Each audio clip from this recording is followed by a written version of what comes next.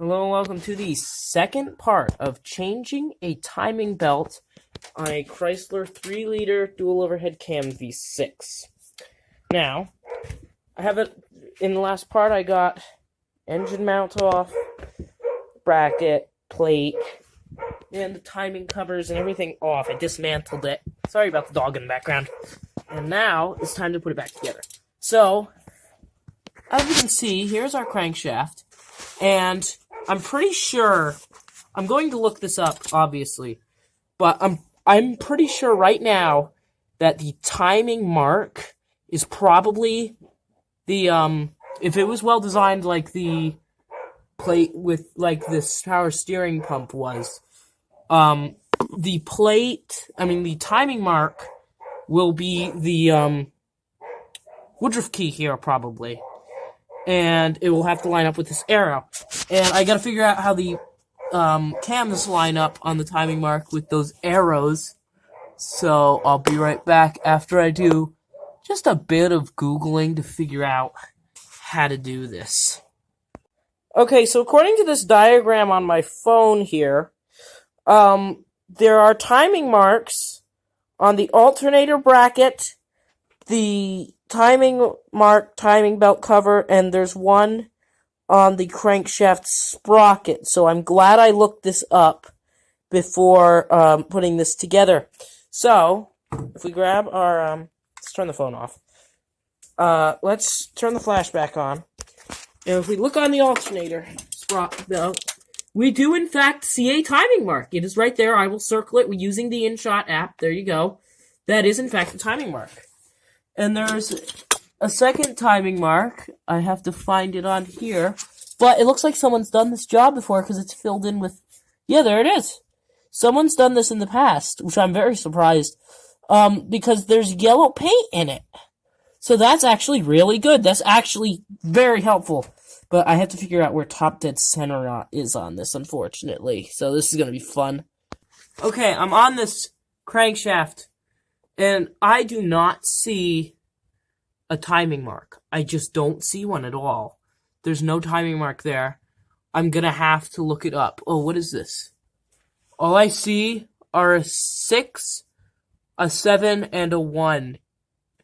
Let me see if I can find this for you. I don't think I can show it. Oh, there we go. There's a 6, a 7, and a 1.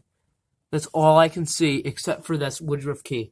So this is going to require more Googling. But before I do that, I'm going to put the cams in time. Okay, now I have the cams in time. And I have not Googled that yet because first thing I'm going to do is remove the tensioner and water pump. Because for once, there's actually been enough parts ordered. Normally, these things are really cheaped out on. But this water pump leaks like a sieve. So the water pump and the timing belt... Ow, I keep tripping on the engine mount. The water pump and the timing belt together cost as much as the entire kit. So why not just buy the kit? So here's the kit. I really don't like how these water pumps are run off of a timing belt. They should be on like these old engines. Here's an old F-head, Willys engine. The water pumps run off the serpentine belt, or the V-belt. This is run off the timing belt. What? They expect these water pumps not to break, or they expect owners to replace their timing belts every 3 years. We've had this van for like 5 years. We haven't replaced it once. But yeah, so they expect it to just last. Here's a flash here. The water pump is not going to last if it has a seal in it. Seals perish. So, yeah, as we can see, seals perish. Look at this engine block. It's bad. But, as we can see, timing belt, runoff, water pump. Here's the idler, or tensioner pulley, I think. Yeah, tensioner. We got a tensioner as well, and we got all the gaskets, so. I'm going to swap them over really quick. Okay, excuse the noise if you can hear that in the background. That's snow or hail or whatever it is. But I got the timing...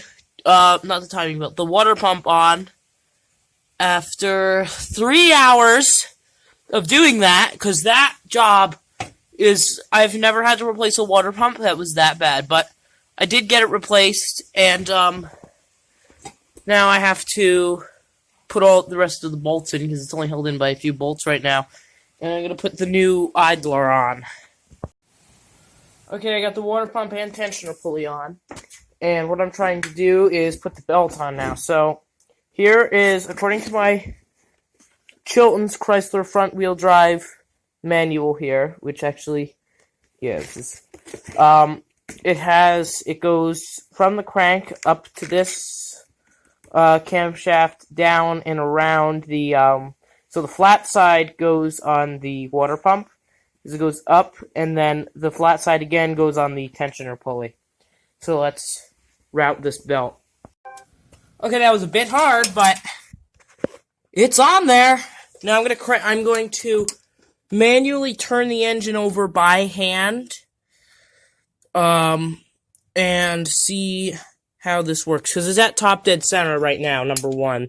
I can tell that was a timing mark, because the number 1 spark plug, the rotor is pointing at the number 1 spark plug, which is here.